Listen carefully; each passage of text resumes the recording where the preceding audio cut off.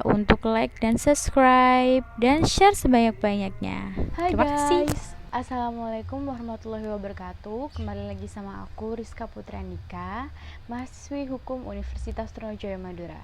Hari ini aku bakalan sedikit ngejelasin tentang apa aja yang ada dalam Undang-Undang Nomor 30 Tahun 2014 tentang administrasi pemerintah. Jadi undang-undang ini disahkan pada 17 Oktober 2014 oleh Susilo Bambang Yudhoyono. Undang-undang ini disahkan sebagai salah satu dasar hukum bagi badan atau pejabat, warga masyarakat, dan juga pihak-pihak lainnya yang berkaitan tentang administrasi pemerintahan.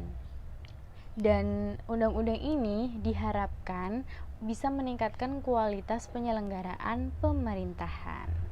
Nah, kemudian terdapat tujuan dan juga maksud dari pengesahan undang-undang ini. Yang pertama adalah menciptakan tertib penyelenggaraan administrasi pemerintah, menciptakan kepastian hukum, mencegah terjadinya penyalahgunaan wewenang, menjamin akuntabilitas badan atau pejabat pemerintahan. Kemudian ada ruang lingkup dan juga asas. Ruang lingkup dalam undang-undang ini membahas mengenai peraturan administrasi pemerintahan yang meliputi aktivitas dari lembaga. Nah, beberapa lembaga itu yaitu eksekutif, yudikatif, legislatif, dan badan pejabat pemerintahan lainnya yang berada dalam Undang-Undang Dasar 1945 dan juga undang-undang. Kemudian asasnya. Yang pertama ada asas legalitas, asas perlindungan terhadap hak asasi manusia, dan juga AUPB. Kemudian terdapat juga hak dan kewajiban dari badan atau pejabat pemerintahan. Nah, beberapa hak dan juga kewajibannya itu adalah menerbitkan, mencautkan, mengganti, mencabut, menunda atau membatalkan keputusan atau tindakan. Kemudian memperoleh perlindungan hukum dan jaminan keamanan dalam tugasnya, menyelesaikan sengketa kewenangan di lingkungan kewenangannya, melakukan upaya administrasi yang diajukan masyarakat, dan menjatuhkan sanksi administratif bagi yang melanggar. Nah, itu haknya. Kemudian kewajibannya itu ada mematuhi AUPB dan peraturan perundang-undangan, menerbitkan keputusan terhadap pemohon yaitu warga masyarakat sesuai yang diputuskan dalam keberatan atau banding. Kemudian ada kewenangan pemerintahan. Nah, setiap keputusan atau tindakan harus ditetapkan dan juga dilakukan oleh badan atau pejabat pemerintahan yang berwenang. Jadi nggak sembarangan orang bisa menetapkan atau memutuskan suatu keputusan. Kemudian setiap keputusannya harus berdasarkan peraturan perundang-undangan dan juga AUPB. AUPB ini apa sih? AUPB itu asas umum pemerintahan yang baik. Nah, yang isinya itu ada kepastian hukum, kemanfaatan, ketidakberpihakan, kecermatan, tidak menyalahgunakan kewenangan, keterbukaan, kepentingan umum, dan juga pelayanan yang baik. Di dalam kewenangan juga itu membahas atribusi, delegasi, dan juga mandat. Nah, penjelasannya ada di dalam Undang-Undang Nomor 30 Tahun 2014 tepatnya di pasal 8. Dan itu di atribusi itu pasal 12, delegasi itu pasal 13, dan juga mandat itu pasal 14. Kemudian pembatasan wewenang.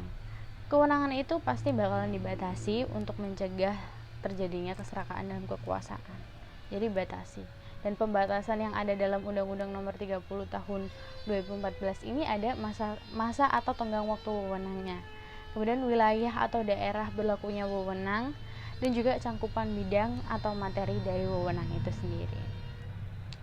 Kemudian ada juga keputusan pemerintah. Jadi syarat sah dalam keputusan itu meliputi ditetapkan oleh pejabat yang berwenang sesuai yang saya jelasin tadi, dibuat sesuai dengan prosedur dan substansi yang sesuai dengan objek keputusan.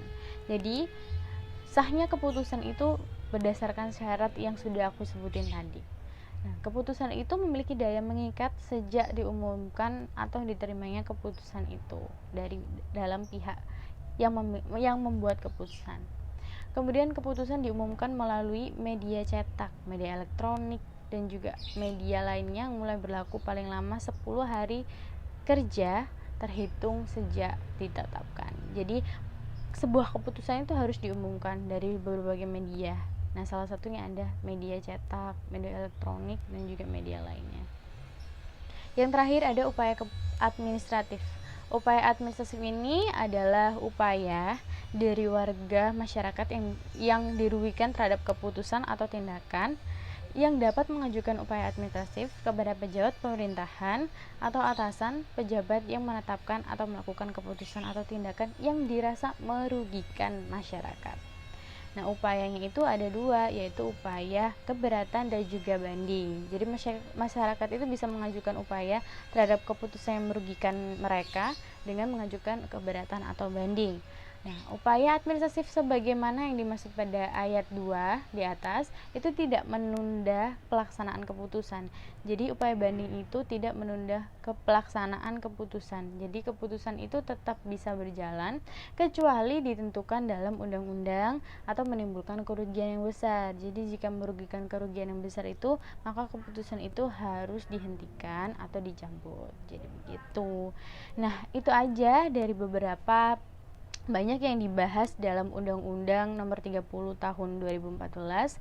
Kalian bisa melihatnya dan juga menelaah apa saja yang dibahas, apa saja wewenang, apa saja larangan, dan juga apa saja hak dan kewajiban dari pejabat pemerintah, warga masyarakat, juga pihak-pihak lainnya yang berkaitan tentang administrasi pemerintahan. Nah, sekian apa yang aku sampaikan itu, semoga bisa bermanfaat buat kalian. Semoga juga bisa bertemu lagi dengan materi-materi yang lainnya. Jangan lupa like kalau emang suka, dan jangan lupa share